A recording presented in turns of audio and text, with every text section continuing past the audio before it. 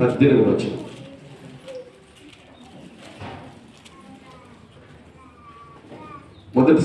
మొదటి సమూయేలు గ్రంథము 2వ అధ్యాయం 18 వచనం.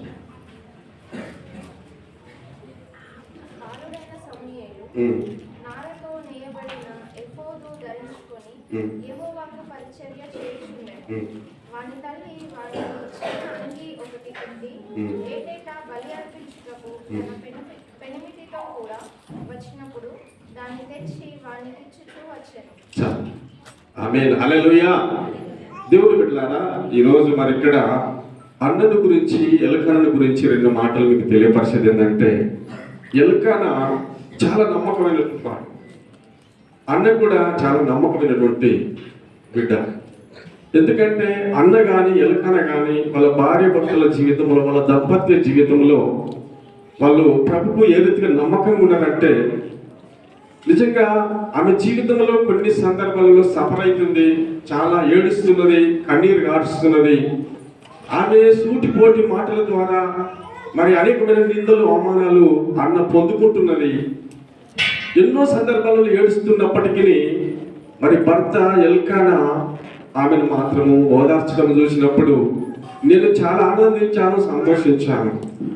ఎల్కానా ఆమె దగ్గరికి వచ్చి 10 మంది కుమారులు ఉన్నదానికనంటే నేను ఒక్కడనే నిన్ను ఎక్కువ ప్రేమిస్తున్నా కదా, నువ్వెందుకు ఏడుస్తున్నావు, ఎందుకు బాధపడుతున్నావు, బిడ్డలు లేరని కొడుకులు లేరని బాధపడుతున్నావా, బాధపడకు నేను ఉన్నానని మరి అన్నను ఓదార్చి అన్నను బలపరిచినటువంటి భర్తగా ఎల్కానాను మనం జ్ఞాపకం చేస్తున్నాం. దేవుని బిడ్డలారా, వారిద్దరి యొక్క భయభక్తులను బట్టి దేవుడు వాళ్ళను మర్చిపోలేదు. మీరు గమనించండి, ఇక్కడ వాక్యం ఉంటున్నటువంటి మీరు అందరూ కూడా, కొంతమంది సంతానం లేని బిడ్డలు ఉంటారు. ఆడపిల్లలకు సంతానం కలగకపోతే చాలా బాధపడతారు, కన్నీరు గారుస్తారు, వాళ్ళు ఎన్నో ప్రాధేయపడతారు. బిడ్డలారా, ఒకటే మాట ఈరోజు మీకు తెలిపేది ఏంటంటే, ఇక్కడ అన్నను గురించి మనం నేర్చుకునేది ఏంటంటే, అన్న దేవుని ఏటేటో దేవుని మందిరంకి వెళ్ళేది, దేవుని మీద ఆధారపడి జీవించేది, దేవుడు తప్ప నా జీవితంలో ఇంకా ఏ ఆధారం అంటూ నాకు లేదని బ్రతికేది. అందుకారణాన్ని బట్టి అన్న ప్రార్థన దేవుడు విన్నాడని, ఎల్కానా ప్రార్థన దేవుడు విన్నాడని నేటి దినం మీకు తెలియపరుస్తున్నా. ఎప్పుడైతే మనము సంతాన విషయంలో కావచ్చు, మన యొక్క పరిస్థితుల విషయంలో కావచ్చు, మన కుటుంబ పరిస్థితుల విషయంలో కూడా కావచ్చు, ఆర్థికంగా బాధపడుతున్నటువంటి విషయాలలో కూడా కావచ్చు, చాలా మంది నిరాశ చెందుతారు, చాలా మంది నిస్పృహపోతారు, చాలా మంది బలహీనులైపోతారు. ఎందుకంటే నా జీవితంలో ఎలాంటి మేలు జరుగుతాయో లేవో, ఎలాంటి ఆశీర్వాదాలు నాకు ఉంటాయో లేవో అని చాలా మంది బాధపడతారు. ఇక్కడ ఈరోజు మీకు తెలియపరుస్తున్నాను, అన్నను మీ ముందు పెట్టేది ఏంటంటే, అన్న కన్నీటి ప్రార్థన చేశాడు, మోకరించి ప్రార్థన చేశాడు, ప్రభువు మొరపెట్టాలి, ప్రభువా నీవు తప్ప నా జీవితంలో మేలు చేసేవారు లేరు అని ప్రభుని వేడుకున్నాడు. కానీ అన్న మొర దేవుడు విని మార్గము తెరిచాడు, ద్వారాలు తెరిచాడు. కనుక అన్నకు మంచి కుమారుణ్ణి ఇస్తున్నానని దేవుడు చెప్పాడు. ఆ రోజు మందిరంలో ప్రార్థన చేసింది, తిరిగి ఇంటికి వచ్చింది. ఆ నైట్ ఆమె కన్సీవ్ అయిందని బైబిల్లో రాశారు. హల్లెలూయా. దేవుని బిడ్డలారా, ఆమె 9 మాసాలు మోసిన తర్వాత చివరికి ఆమె జీవితంలో చాలా సఫర్ అయింది, చాలా బాధపడ్డది, అన్ని కష్టాలు ఎదుర్కొన్నప్పటికీ చాలా సంవత్సరాలైన తర్వాత మంచి కుమారుని దేవుడు ఇచ్చాడు, అందమైనటువంటి కుమారుని దేవుడు ఇచ్చాడు. ఒకసారి మీరు అర్థం చేసుకుని బిడ్డలారా, కుమారుడు దేవుడు ఇస్తాడు, కుమార్తెలు దేవుడు ఇస్తాడు. కానీ ఆ కుమారుడు ఏ రీతిగా దేవుడు ఇస్తున్నాడు, ఏ రీతిగా మనకు కలుగుతున్నది అనేది అవసరమై ఉంటున్నది. ఈరోజు అన్న జీవితంలో ఆమె ప్రార్థన, ఆమె తపన, ఆమె ప్రయాసము, ఆమె కన్నీటి ప్రార్థన ఆమె జీవితానికి ప్రతిఫలంగా తీసుకుని వచ్చింది. దేవుని బిడ్డలారా, ఆమె గర్భం తీరబడ్డది, 9 మాసాలు మోసింది, కుమారుని అన్నది, అందమైనటువంటి కుమారుని అన్నది. మరి ప్రపంచంలో ఒక ప్రవక్తగా, ఒక సేవ చేసే ఒక నాయకునిగా అలాంటి కుమారుని ఆమె కనడం జరిగింది. బిడ్డలారా, కారణం ఏంటంటే ఆమె భక్తిని బట్టి, విశ్వాసం బట్టి మంచి కుమారుని అన్నదని నేటి దినం మీకు తెలియపరుస్తున్నాను. దానికి ముందు 2 మాటలు చెప్పింది ఏంటంటే, 18వ వచనంలో, బాలుడైనటువంటి సమూయేలు నారతో నేయబడిన ఎఫోదు ధరించుకొని యెహోవాకు పరిచర్య చేయుచుండెను. వాని తల్లి వానికి చిన్న అంగి ఒకటి కుట్టి ఏటేటా బలి అర్పించుటకు తన పెనిమిటితో కూడా వచ్చినప్పుడు దాన్ని తెచ్చి వానికి ఇచ్చి వచ్చాను. హల్లెలూయా. ఇక్కడ అన్న జీవితంలో అన్న సంపాదన విషయంలో మీకు తెలియపరుస్తున్నాను. అన్న కూడగట్టినటువంటి డబ్బు విషయంలో మీకు తెలియపరుస్తున్నాను.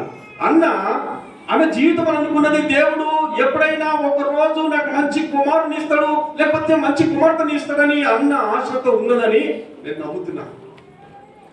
ఆమె కుమారుడు పుట్టినప్పటికీ, బిడ్డ పుట్టినప్పటికీ వాని కొరకు పొదుపు చేసుకుంటున్నది. ఇక్కడ ఆయన పుట్టినట్టు ఎప్పుడేంటిదో తెలుసా? బంగారు కుచ్చులతో కుట్టబడ్డదని, ఎండి కుచ్చులతో కూర్చబడ్డదని. అంటే ఆయన పుల్ల దగదగ మెరుస్తున్నటువంటి పుల్ల, ఆయనకు వేస్తున్నప్పుడు ఎంతో విలువైనటువంటి పుల్లను కుట్టి ఆయనకు ధరింపజేసింది. బిడ్డలారా, ఈరోజు మీ జీవితంలో మీ పిల్లల విషయంలో, మీ కుటుంబ విషయంలో మనం ఒకసారి జ్ఞాపకం చేసుకునేది ఏంటంటే, మన పిల్లలు ఈ రోజు కూడా చాలా మందిని నేను చూస్తున్నాను. ఇప్పుడు ఆనాడు 10 మంది, ఆనాడు 20 మంది పుట్టేవారు, కానీ ఈరోజు ఇద్దరికి ఆపరేషన్లు చేసుకుంటున్నారు. ఎందుకంటే ఈ రోజు కూడా చాలా మంది అనుకుంటున్నారు, ఎందుకంటే ఇద్దరు ఉంటేనే బాగుంటది, ఇంకా బాగా ఎక్కువ మంది ఉండదని చెప్పి అనుకుంటున్నారు. కానీ ఏదేమైనప్పటికీ కూడా దేవుని బిడ్డలారా, నువ్వు ఏదైతే చేయబోతున్నావో, ఏదైతే అనుకుంటున్నావో అది నీ జీవితంలో సక్సెస్ కావాలి. నీ పిల్లల విషయంలో జాగ్రత్త కలిగి ఉండాలి, నీ కుటుంబ విషయంలో జాగ్రత్త కలిగి ఉండాలి. అన్న జీవితంలో భర్త విషయంలో నమ్మకంగా ఉన్నది, భర్త కూడా భార్య విషయంలో నమ్మకంగా ఉన్నది. వాళ్ళను దేవుడు ప్రేమించాడు, అందమైనటువంటి కుమారుడు దేవుడు ఇచ్చాడు. తర్వాత రెండో విషయం ఏంటంటే, అబ్రహాము జీవితంలో కూడా ఆయన సఫర్ అయ్యాడు, సారా కూడా సఫర్ అయ్యాడు. అయినప్పటికీ కూడా వాళ్ళు వెనకాడకుండా ముందుకు సాగారు, విశ్వాసంతో ముందుకు సాగారు, దేవుని చూసి అనుసరించి నడిచారు. అందుకారణాన్ని బట్టి దేవుడు వాళ్ళను ప్రేమించి మంచి కుమారుని, అందమైన కుమారుని సాకును దేవుడు ఇచ్చాడు. అని చెప్పండి హల్లెలూయా. లేట్ అయితే కావచ్చు కానీ మంచిది దేవుడు మీకు చేయబోతున్నాడు. ఇక్కడ ఎలిషబెత్ అమ్మ కూడా, జకరియా కూడా, వాళ్ళకు కూడా లేట్ అయింది కానీ వాళ్ళకు కూడా అందమైనటువంటి కుమారుడు దేవుడు వాళ్ళకి ఇచ్చాడు.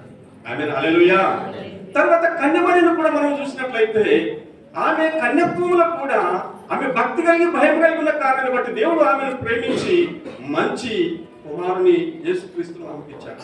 బిడ్డలారా, ఈరోజు మీకు తెలియపరచిన మాట ఏంటంటే, దేని విషయంలో వాడి రావద్దు, దేని విషయంలో చింతపడద్దు. అక్కడ బైబిల్ రాశాడు, దేని విషయంలో మీరు చింతించకుడి, దేని విషయంలో మీరు బాధపడకుడి, మీరు ప్రభునందు విశ్వాసం ఉంచాలి. అది ఫిలిప్పీలో మంచిగా రాస్తున్నాడు. మనము దేవుని మీద విశ్వాసం ఉంచినప్పుడు దేవుడు ప్రతి కార్యం చేస్తాడు. ఈరోజు మీ బిడ్డలు కూడా మన ప్రయాసం చూస్తుంటే ఏదో కష్టపడి అందరూ రావాలి, బంధుమిత్రులు రావాలి, బంధుమిత్రుల ముందు మరి మాకు ఇచ్చిన కుమారుని మరి అందరి ఎదుట నామకరణం చేసుకోవాలి, తొట్ల కార్యక్రమం చేసుకోవాలని ఆశతో వాళ్ళు వచ్చారు. బిడ్డ మనం అందరూ కూడా ఇక్కడికి వచ్చాము. మరి వాళ్ళిద్దరిని, మన జోయలను, బిడ్డ జ్యోతిని మనం ఆశీర్వదించడానికి వచ్చాము. కనుక వాళ్ళని ఎందుకు ఆశీర్వదిస్తున్నామంటే, వాళ్ళు దేవుని యందు 128వ కీర్తన 1వ వచనంలో యెహోవా యందు భయము కలిగి, భక్తి కలిగి ఆయన త్రోవ యందు నడిచారు కాబట్టి దేవుడు వాళ్ళను ఆశీర్వదించాడు. అందుకే 4వ వచనంలో ఫలించే ద్రాక్ష వలి వలె ఉంటామన్నాడు. తర్వాత 127వ కీర్తన 3వ వచనంలో కుమారులు యెహోవాను ప్రేమించు శాస్త్రం అన్నాడు. మంచి గర్వఫలము, మంచి కుమారుని, మంచి బిడ్డను వాళ్ళకి ఇచ్చాడు. పిల్లలు చూసినప్పుడు ఆనందం అనిపిస్తుంది, వాళ్ళని చూసినప్పుడు కూడా నాకు కూడా ఆనందం అనిపిస్తుంది. పెద్ద సాయిగారు అన్నట్టుగా వాళ్ళ ప్రార్థన, మా ప్రార్థన, అందరి ప్రార్థన దేవుడు వింటాడని మనకు అర్థమైపోతుంది. వాళ్ళ యొక్క వ్యక్తిగతమైన ప్రార్థన, మోకరించి చేసే ప్రార్థన కూడా దేవుడు వింటాడని మనకు అర్థమవుతుంది. బిడ్డలారా, ఈరోజు మరి ప్రియబిడ్డలు జోయల్ గాని, జ్యోతి గాని వాళ్ళను ప్రేమించి మంచి కుమారుని ఇచ్చారు. బిడ్డలారా, ఈ రోజు నామకరణం మనం చేస్తున్నాము. మరి మీ అందరి ముందు, మీ సముఖంలో నేను ఒక మాట అడుగుతున్నాను. ఆయనకు ఏ పేరు పెట్టబోతున్నాము? తల్లిదండ్రులు సాయిస్తా, లేకపోతే మేనమామన, లేకపోతే బంధుమిత్రుల, ఇక్కడ ఉన్నటువంటి వారు ఎవరు మరి దానికి ఏ పేరు పెట్టుకుందామన్న నిర్ణయాలు, మీ అభిప్రాయాలు తెలుసుకుంటారు. నిలబడిన ఆమేన్ హల్లెలూయా. దానికి ముందు ప్రార్థన చేసిన తర్వాత ఒక ప్రార్థన చేసుకుందాం. అదేవిధంగా మన మధ్యలో అంబేద్కర్ గారు ఉన్నారు, మన ముందుకు వచ్చి ప్రార్థన చేస్తారు. మీరు అందరికీ అనుమోస్తారు.